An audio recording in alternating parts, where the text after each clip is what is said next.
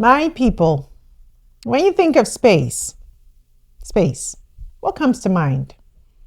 Elon Musk, NASA, billionaires like Jeff Bezos and Gail Kin shooting themselves into orbit for fun, maybe? Here's what probably doesn't come to mind. Africa. But make no mistake, African nations are in a full-blown space race. Quiet, strategic, and game-changing. While the world isn't paying attention, Africa is launching satellites, building national space agencies, training engineers, and even drawing up plans for its own rockets. And if you're asking, why space? Aren't there more pressing problems on the ground? Listen, I hear you. But here's the truth. Space is no longer about flags and moon landings. It's about power. It's about data. It's about who gets to see, decide, and act before the rest of the world even knows what's happening. Space is how you monitor your crops, predict your floods, track your borders, connect your villages, and stop relying on other people's satellites to tell you what's happening in your own backyard.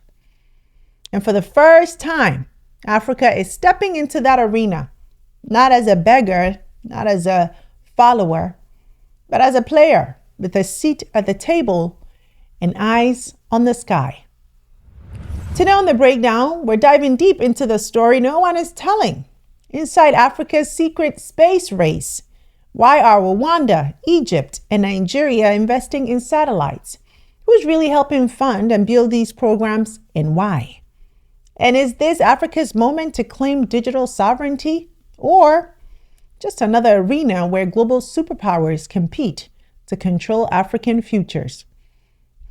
We're going to break it down, but first, thank you to all of our new subscribers and members. And if you haven't joined us yet, please hit subscribe and tap the alert so you never miss a new release from us. And if you enjoyed this episode, don't just scroll past it. Leave a comment, share with your group chats, and drop a super thanks to support our channel. Also follow me on my socials at Sandra Babu-Boateng, and let's stay connected. All right? Okay, now let's get into it.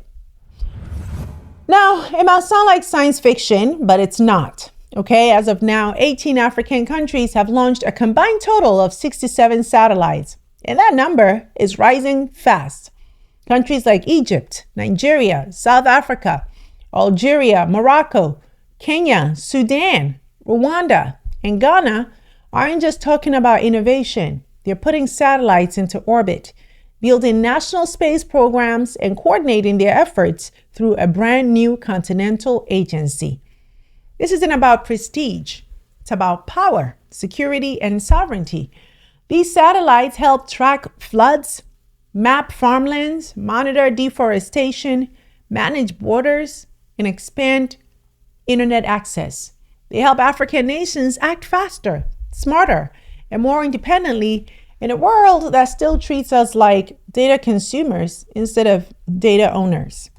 If you want to control your future, you can't borrow someone else's eyes. You need your own in the sky. That's why space is no longer optional. It's essential. Now let's take a quick look at the milestone moments.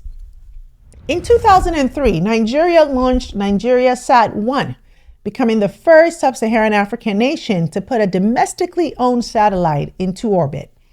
That Earth observation CubeSat was small, but symbolic for sure. It meant Africa wouldn't just be on the receiving end of space tech anymore. And Egypt followed quickly. Today, it's one of Africa's most active programs with about 11 satellites launched by August 2024. South Africa leads the pack with 12 satellites in orbit, while Algeria accounts for around 7, Nigeria about 6, and Morocco 3, all contributing to the growing total of 67 satellites. And more nations like Angola, Sudan, Tunisia, Kenya, Ghana, and Rwanda have launched at least one satellite or are actively building towards one.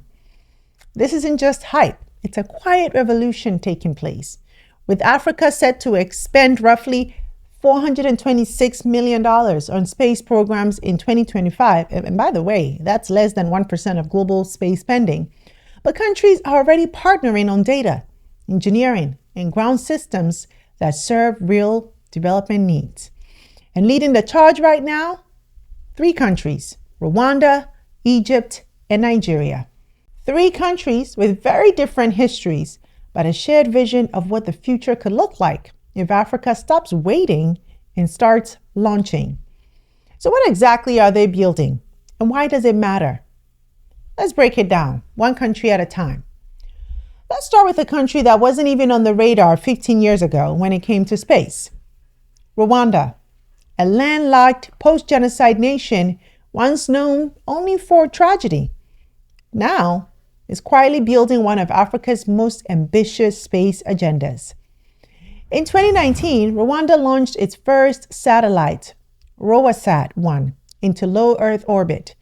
It was a small CubeSat, roughly the size of a shoebox, but it represented a giant leap for a country of just 13 million people. Built in partnership with Japan's JAXA Space Agency and with the hands-on involvement of 3 young Rwandan engineers, Rwanda-1 was designed to collect agricultural data, monitoring soil moisture, predicting droughts, and supporting food security. Not flashy, but absolutely essential. Then came the second move, a bold one. In 2021, Rwanda officially established the Rwanda Space Agency with a clear mission to use space technology to drive national development. That same year, they partnered with OneWeb, a global satellite internet company, to launch Isirikizo, a communications satellite designed to provide rural broadband to remote schools and hospitals across the country. And here's where Rwanda is playing the long game. They're not just launching satellites, they're securing orbital slots, which are essentially real estate in space. In 2022, Rwanda filed to acquire over 300 orbital positions within the International Telecommunication Union. That move raised eyebrows. Critics called it overly ambitious. Some called it aggressive. But Rwanda, they called it strategy. Because in the 21st century, real power isn't just about land. It's about bandwidth, data, and the right to transmit information across borders and skies. And Rwanda wants in. They've also invested in geospatial analytics, building capacity to process and interpret satellite data, not just collect it. That means they're not just renting tech, they're developing the skills and systems to own it. In a world where even the smallest countries can be tech superpowers, Rwanda is saying, listen, we may be small, but we're not staying behind. And their bet is paying off. They're not being seen as a model for how small post-conflict nations can leapfrog into the digital age, not by waiting, but by launching. Meanwhile, over 3,000 miles away in North Africa, another African nation is making its mark on the skies, but this time at scale. Egypt, a centuries-old empire, is now building Africa's largest satellite fleet and hosting the continent's new space agency. Today, Egypt has the largest and most advanced satellite fleet in Africa, with over a dozen satellites in orbit, including Earth observation, telecom, and scientific payloads. This isn't a recent development. Egypt has been in the space game for decades. But in the last few years, the country has accelerated fast, thanks in large part to 2 things: strategic partnerships and long-term planning. In 2018, Egypt established the Egyptian Space Agency, EGSA, tasked with building national capacity in satellite manufacturing, launch cooperation, and data analytics. They didn't start from scratch.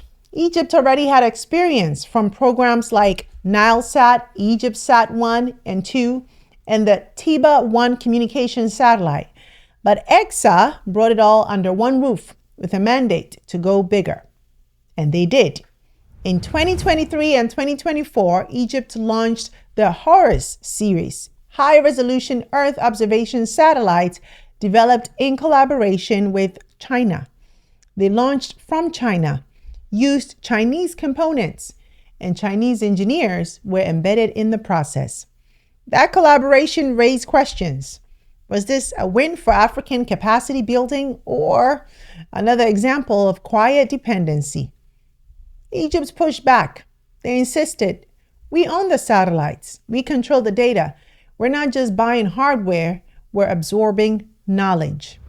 And here's the kicker. While the US and Europe held back, China helped Egypt build an entire space city just outside Cairo, a futuristic complex that now houses labs, training centers, assembly facilities, and the brand new headquarters of the African Space Agency, which was officially inaugurated in April 2025. Yes, you heard that right.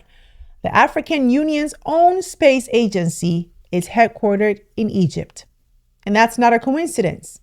Egypt positioned itself early as the gateway to continental coordination, offering infrastructure, political stability, and deep technical experience. It now serves as the nerve center for shared African space goals. And make no mistake, Egypt isn't just doing this for science. It's doing it for leverage. Space gives Egypt the power to secure its borders, manage Nile River surveillance, monitor infrastructure projects, and maintain its status as a regional heavyweight in a fast-changing world. While Rwanda is laying the foundation, Egypt is already building the skyscraper. But if Egypt is the legacy power and Rwanda is the rising star, then Nigeria is the battleground where Africa's space future could either take off or stall. Nigeria, Africa's most populous nation, its biggest economy, carries a complicated space history. Nigeria was actually one of the first movers in Africa's modern space journey.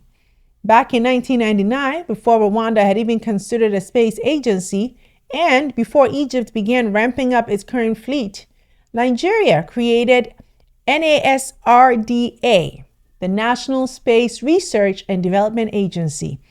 Its mission? To use space science and technology to drive development, strengthen security, and enhance Nigeria's global standing. And in 2003, it delivered. Nigeria launched NigeriaSat-1, its first satellite, through a partnership with the UK. It focused on disaster monitoring and environmental mapping. Then came NigeriaSat-2, NigeriaSat-X, and the NICCOMSat series, satellites aimed at delivering internet and telecom coverage across West Africa. By 2011, Nigeria had 5 satellites in orbit, an impressive start. But then, things got shaky. The NICCOMSat-1 was launched in 2007 and failed just 18 months later due to a power system malfunction. A second version had to be rebuilt in China. Political transitions, budget delays, and bureaucratic red tape slowed the momentum. For years, Nigeria's space program seemed stuck in orbit, ambitious on paper, but inconsistent in execution. But in 2025, things are shifting again. At the New Space Africa conference earlier this year, Nigeria unveiled a bold new roadmap. 4 new satellites are in development, 3 for Earth observation, 1 for synthetic aperture radar. Engineers are being trained not just to operate satellites, but to build and launch them from within Nigeria. And yes, there are still whispers of a Nigerian-built launch vehicle, a national rocket program aimed at giving the country full autonomy over its space future. But here's the tension. Nigeria has the vision and the talent. What it struggles with is political will, consistent funding, a long-term strategy. Because launching a satellite isn't just about engineering. It's about coordination, policy, leadership, and most of all, continuity. Still, Nigeria matters. If Nigeria figures it out, if it matches its population size and economic scale with real space capability, it could tip the balance of Africa's tech future. This is the country that could take the continent from promising to powerful. But if it stumbles, Africa's space revolution risks being led by smaller nations with bigger partners pulling the strings. And that raises a deeper question. Who really benefits from Africa going to space? Because behind the engineering and ambition, there's a geopolitical chessboard. And the next move isn't entirely ours. Let's be clear. Space is the new frontier of global power. Who controls it, controls the data. Who controls the data, controls the future. While countries like Rwanda, Egypt, and Nigeria are building satellites and drafting national strategies, foreign powers are circling, each with their own agendas. And right now, China is making the biggest moves on the continent. China helped Egypt build Space City. They supplied satellites to Nigeria and Algeria. And they've struck long-term partnerships with more than 20 African countries, training engineers, funding infrastructure, and embedding technical experts in African agencies. Beijing isn't just selling satellites, it's building alliances, quietly but strategically, offering African nations the tools and funding that Western nations have often withheld.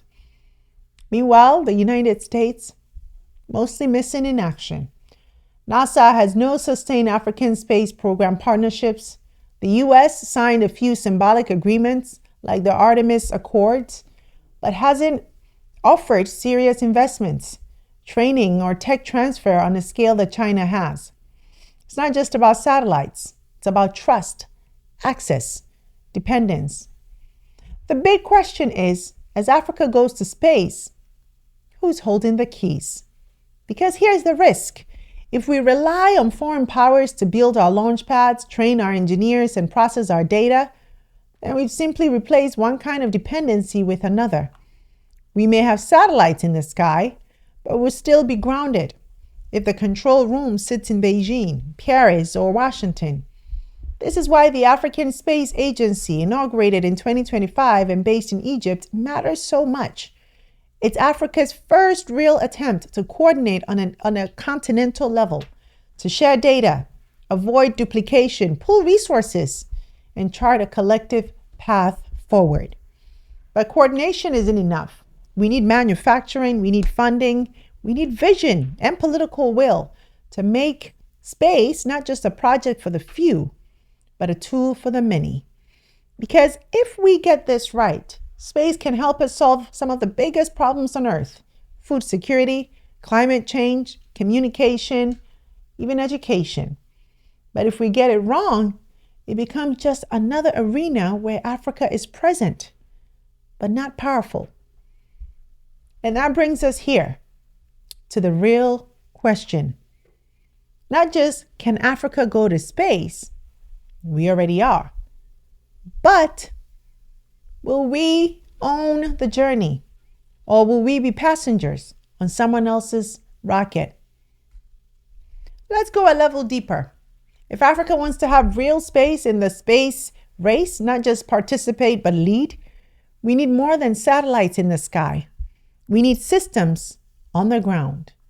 Because right now, much of our activity in space still depends on foreign manufacturing, foreign engineers, and foreign funding.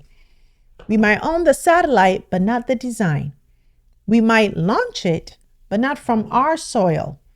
We might receive the data, but not know how to interpret it. That's not sovereignty. That's outsourcing in orbit. So what has to change? Well, number one, we need to build, not just buy. African governments must invest in domestic satellite manufacturing facilities, aerospace research, and STEM innovation hubs. It's time we stop being clients and become creators. Countries like South Africa and Egypt have taken steps here. Rwanda is building fast, but we need a broader push. If we can build cars, cement plants, and smartphone apps, we can build satellites. We just haven't made it a national priority yet. Number two, we need our own launch infrastructure. Right now, not a single African country has independently launched a satellite from its own territory. We rely on launch pads in China, the US, India, or Kazakhstan. That's a vulnerability. Imagine trying to fight climate change, track a conflict, or respond to a natural disaster, but your data pipeline is stuck in someone else's orbit queue. We need our own launch vehicles, our own ground stations, our own timelines. And number three, we need to develop human capital at scale. The brain power is there, but the ecosystem isn't. That means scholarships for aerospace engineering, regional centers for excellence, government investment in science education, diaspora partnerships to bring African aerospace talent home. We can't outsource the future. We have to train the people who will build it.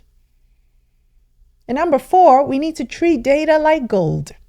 Africa generates vast amounts of data from our land, our skies, our people, but too often it gets stored, processed, and monetized elsewhere.